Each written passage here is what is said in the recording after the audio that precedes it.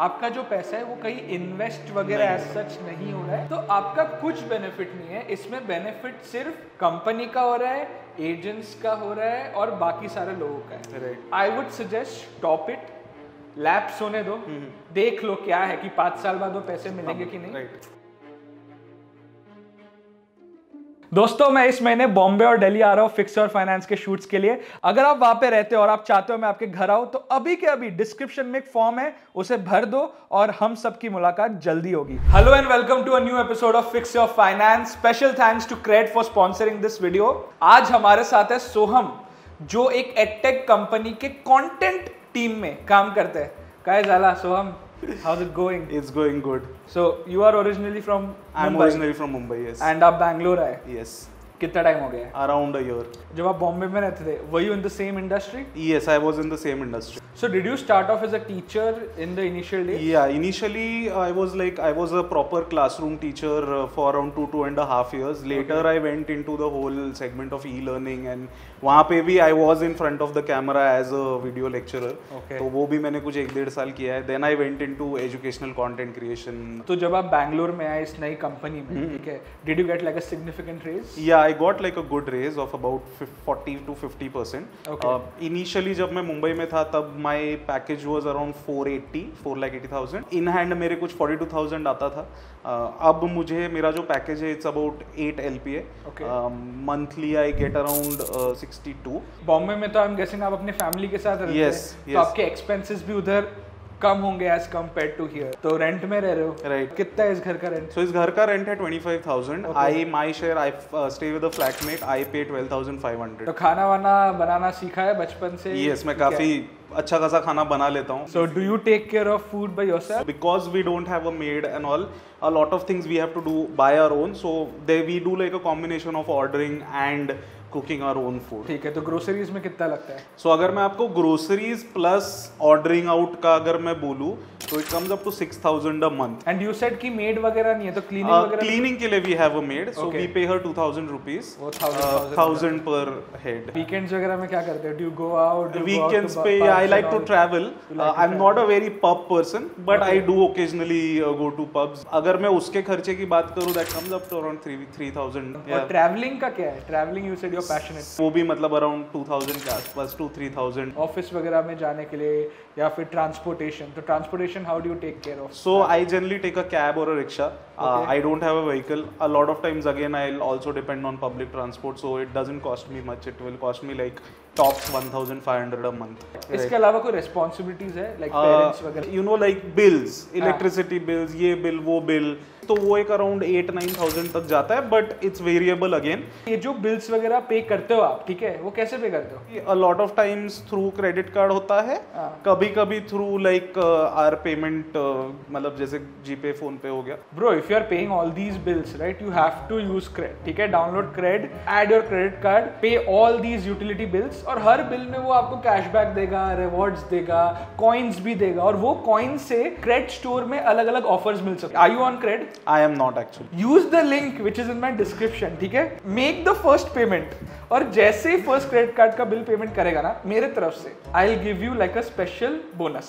आप लोग को ये मिलेगा, download CRED, the link is in my description. उसके अलावा कुछ खर्चे हैं आपके? उसके अलावा there are a few like credit card के around 5-6,000 मेरा एवरेज आता क्या है. वो क्रेडिट कार्ड से क्या लेते हो? काफी बार मतलब if I am travelling, if I have to do some bookings, और if I am going back home, flight tickets, या फिर if I am just shopping for some anything, I generally do that. 6,000 में हो जाता है. और limit कितनी है? लिमिट ज्यादा नहीं है, मतलब मैंने 30,000 का एक लिमिट लिया है. I have just recently started using a credit card. एक चीज है, अगर 30,000 की लिमिट है तो 9,000 से ज्यादा खर्चा नहीं करना चाहिए. इसको कहते हैं credit utilization ratio. Basically your credit score is a mix of a lot of components, कि कितने टाइमली आप पेमेंट करते हो, कितना लिमिट का कितना परसेंटेज यूज कर रहे हो, फिर बाद में कितने बार लोन के लिए अप्लाई कर रहे हो, कितने लोन्स है, क्रेडिट की एज कितनी है, मतलब आपका क्रेडिट एज है सिर्फ लेस देन 1 ईयर, क्योंकि you have never take loans और एनीथिंग बिफोर दिस, राइट? तो अब तो ये सारे चीजों के हिसाब से आपका एक क्रेडिट स्कोर बनता है, और उस क्रेडिट स्कोर के हिसाब से आपका जो लोन का इंटरेस्ट रेट है वो डिसाइड होगा. So make sure to never cross 30% of your actual limit. ठीक है, ये याद रखना, आप भी याद रखना, आगे जाके ऐसा नहीं होगा कि ये सब छोटी छोटी मिस्टेक्स की वजह से होम लोन का इंटरेस्ट रेट बढ़ जाए, फिर तो क्या ही मतलब फिक्स योर फाइनेंस देखने का। सो कुछ साल पहले when I started working I had invested like a lot of money in a lot of life insurance schemes, but I feel that today there is a lot of money I am actually investing in it, but I feel कि somewhere उसमें कुछ you know like the returns which I am getting, which I will get from that, I'm not really sure about it, so that is something which I wanted some clarity about. ये जो money back plans और endowment plan है, इनके बारे में आपको कैसे पता चला? One of my relative actually had suggested this to me in like the जब initially I had just started working. ठीक है, so I did some research about these plans. I'll just share it with you. This is one of the plans, right? Premier endowment plan. ठीक है, तो generally मैंने बहुत बार ये बोला है कि जो unit linked insurance plans है वो अच्छे नहीं होते, क्योंकि इसमें इन्वेस्टमेंट और इंश्योरेंस का मिक्स होता है, but because the agent commissions, fund management commissions, entry load इतना है, in the end you and up suffering, ठीक है।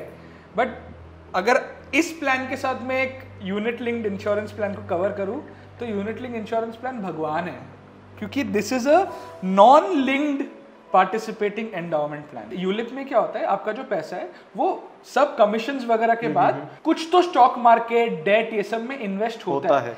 इसमें ऐसा कुछ नहीं है। तो इसमें देखिए, इसमें ऐसा है, जो भी आपका सम अश्योर्ड जो आपको पहले से बोला गया है, आपका बेनिफिट ये कि हर साल उसका 5% आपको बोनस मिलेगा, ठीक है, which is not a big amount, okay, that's the only thing. आपका जो पैसा है वो कहीं इन्वेस्ट वगैरह एज सच नहीं हो रहा है। बट आप ये देखिए, if at the end of 15 years अगर आपका एनुअल प्रीमियम इस प्लान में 6,06,000 रुपए है, तो total maturity benefit after all the additions is somewhere between 7 to 7.5 lakhs.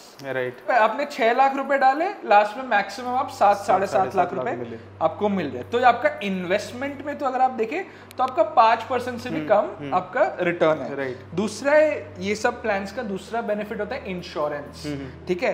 तो इसमें एक डेथ बेनिफिट भी है, because you are less than 45 years you will get the higher of basic sum assured और 11 टाइम्स ऑफ एनुअल प्रीमियम और 105% of the premium paid, इसमें से एक है। बट कुल मिलाकर के आपका जो डेथ बेनिफिट होगा वो भी कुछ 7 या 8 लाख रुपए ही होगा। तो अभी इन्वेस्टमेंट की बात करें तो आपका CAGR बहुत कम है, और इंश्योरेंस की बात करें तो आज के केस में आप 29 ईयर्स के हो, ठीक है, आपको 1 करोड़ का टर्म इंश्योरेंस लगभग 2,000 रुपए पर मंथ, 2 या 1,800 रुपए के हिसाब से आपको मिल जाएगा। तो आपका कुछ बेनिफिट नहीं है इसमें, बेनिफिट सिर्फ कंपनी का हो रहा है, एजेंट्स का हो रहा है और बाकी सारे लोगों का है। Right. तो I would suggest there is a way to close these plans also, it is called surrender benefit, कि अगर आप लेट्स से पहले 3 साल में आप बंद कर देते हो तो आपने जो प्रीमियम पे किया है उसका कुछ 30% आपको वापस मिलता है, बाकी उनके पास चल जाता है। अगर आप 5 साल से 7 साल के बीच में करते हो तो करीब 50% का आपको बेनिफिट मिलता है, which is my case, which is your case. So you have paid around 3 lakhs till now. You will get back 1.5 lakh rupees. ये 1.5 लाख रुपए को अगर आप एक फिक्स डिपॉजिट में भी डालते हो, assuming a 6.5% return also, at the end the amount that will make will be way more than you continuing to pay these premiums and then whatever sum assured you get. तो ये तो हो गए आपके इंश्योरेंस इन्वेस्टमेंट्स। इसके अलावा कोई investments है आपके? इसके अलावा ऑन अ मंथली बेसिस अगर मैं बोलूँ, there are some investments which I do. So around मैं 1,000 रुपीज़ के 3 SIPs में मेरा पैसा जाता है, so 3,000 every month. Okay. Other than that, there is one RD which I have where I put like a minimal amount of 2,300. Apart from that, recently there was some amount of money I had gotten from like returns on a few investments. Out of that, around 7,000 rupees per month for the last 5 months. So I have started investing in this ULIP scheme for the last. बात करो यार, कितने महीने में?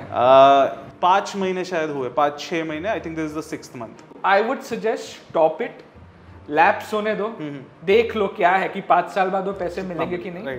But फायदा आपका overall इसी में ही है कि आप खुद अपने इन्वेस्टमेंट्स करो। लॉक इन पीरियड नहीं होता, जब जरूरत पड़े पैसे निकाल सकते हो, जब जरूरत पड़े चेंज कर सकते हो, जब जरूरत पड़े SIP पॉज कर सकते हो। मतलब you are in control of your investments and that's very important अगर आप खुद इन्वेस्टमेंट कर रहे हो तो। इसके अलावा इमरजेंसी फंड है आपके पास? Emergency fund, actually I had like some amount, like a good amount as an emergency fund, but because I moved here and so and at a lot of times, even now if you see at the end of the month, there are times where times are a little cut to cut, so if I need some money, I have poached on my emergency fund. देखो bro, अभी जो current economic climate है ना, और आप जिस industry में हो, लेऑफ्स वगैरह हो रहे हैं, चीजें एकदम सही नहीं है. I am not trying to scare you, but that is the sad reality in today's time and all of us have to be prepared. ठीक है, and it's a good thing that we can have this conversation before something has happened. Right. मैं ये बोलूंगा, अपनी RD amount बढ़ाओ, अपना emergency fund बढ़ाओ. कुछ आपके हिसाब से कुछ 1,20,000 से 1,50,000 रुपए जितने होने चाहिए ताकि 4-5 महीने कवर हो जाए. तो ब्रो, ये हमारा फटाफट फाइनेंस एकदम जल्द से जल्द आंसर्स देने. ठीक है, if you had to change one financial behaviour of your family, what would it be? I think now, considering the advice you have given me, invest a little lesser in life insurance and all of these plans. Okay. आपको क्या लगता है आपकी शादी में आपका कितना खर्चा होगा? Around, मतलब I am considering like an expense of around 8-9 lakhs. Minimum. ठीक. और रिटायरमेंट के बारे में सोचते हो आप regularly? Not really at this stage. My thing is, मैं सोचता हूँ about building an emergency fund and upcoming खर्चे, उनके बारे में मैं ज्यादा सोचता हूँ at this stage. Very nice guys. बहुत सारे लोग मेरे DMs में पूछते हैं कि मैं जल्दी रिटायर होना है. जब भी आप रिटायरमेंट के बारे में सोचो ना, आप पहले अपने आप से ये क्वेश्चन पूछो कि do I want to retire because I don't like what I am doing. अगर ये है रीजन, तो फिर retirement is not the solution. The solution is to find something which makes you passionate and which also is an avenue where you can earn a lot, because retirement will never solve that thing. And the last question is, अगले 3 सालों में आपके क्या financial goals या फिर financial checklist रहेगा? I think one of the checklists would be like to have a vast mutual funds का SIP का portfolio, and at the same time I also want to, initially I was investing a lot in stocks. मेरे को थोड़ा सा और उसकी तरफ direct करना है मेरा ध्यान, and I have to understand that a little bit more. ठीक है, मैं अपने हिसाब से आपका चेकलिस्ट बता दूं. सबसे पहली चीज, stop with these life insurance policies. Separate your investments and insurance. मतलब टर्म इंश्योरेंस खरीदना है और ये जो पैसा जा रहा है वो आपको SIPs या फिर RD में डाल रही है. ठीक है. तीसरी चीज ये है कि आप एक ऐसे मार्केट में जो थोड़ा डेंजरस है, तो आपको अपनी इमरजेंसी फंड बिल्ड करना है. ठीक है. And the last and the most important thing is कि अगर आप शादी वगैरह का प्लान कर रहे हो तो उसका भी डिसाइड कर लो कि कितना अमाउंट चाहिए, ताकि आप उसके हिसाब से सेव या फिर इन्वेस्ट कर सको. ठीक है. That's all we have for today. Thank you so much. Thank you so much. It was really nice. ठीक है. And I hope you also like the video. If you also have any challenge or any doubts and if you want me to visit your house, अभी के अभी जो description में link दिया गया है वो form भर लीजिए. और if you haven't subscribed to the channel yet, please subscribe कर लो यार. 80% of the people who are watching these videos haven't subscribed yet. Soham, have you subscribed to the channel? Yes, I have. देखा, he has subscribed. Be like Soham, subscribe, and goodbye. See you guys in the next one.